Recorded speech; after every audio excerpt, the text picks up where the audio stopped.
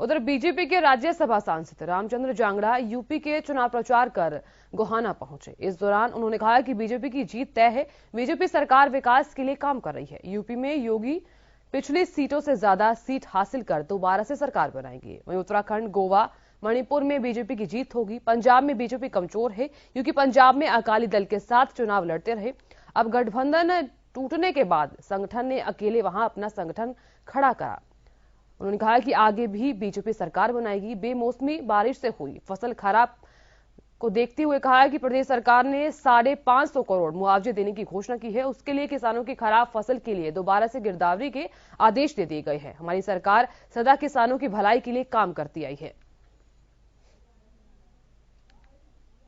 सरकार ने अभी 550 करोड़ से ऊपर का मुआवजा राशि तय कर दी है और दोबारा बारिश में जो नुकसान हुआ है उसकी भी पुनः गिरदावरी के आदेश दे दिए हैं। किसानों के हित में सरकार हमेशा तत्पर है और चाहे कोई भी है, इसमें सरकार का कोई इसमें भेदभाव नहीं है।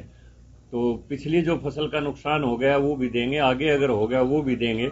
इसमें हरियाणा सरकार बाकायदा किसान के हित के लिए हर कदम उठाने के लिए तत्पर है। उत्तर प्रदेश में गया हूं, मेरी ड्यूटी पार्टी की तरफ से अभी सहारनपुर में थी और कल मैं शाहजहांपुर जा रहा हूं और मैं अपने मूल्यांकन के आधार पर कह सकता हूं कि योगी जी वहां पर पहले से ज्यादा सीटें लेकर सत्ता में आएंगे। उत्तराखंड में भी इसी प्रकार हमारी लहर है और गोवा में भी, मिजोरम में भी यही हाल है। पंजाब में हम थोड़े से कमजोर हैं।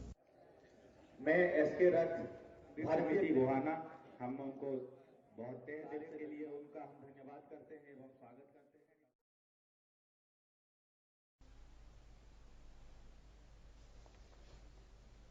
आपको बताएं कि बीजेपी के राज्यसभा सांसद रामचंद्र जांगड़ा यूपी में चुनाव प्रचार कर गोहाना पहुंचे। इस दौरान उन्होंने कहा कि बीजेपी की जीत तय है। बीजेपी सरकार विकास के लिए काम कर रही है।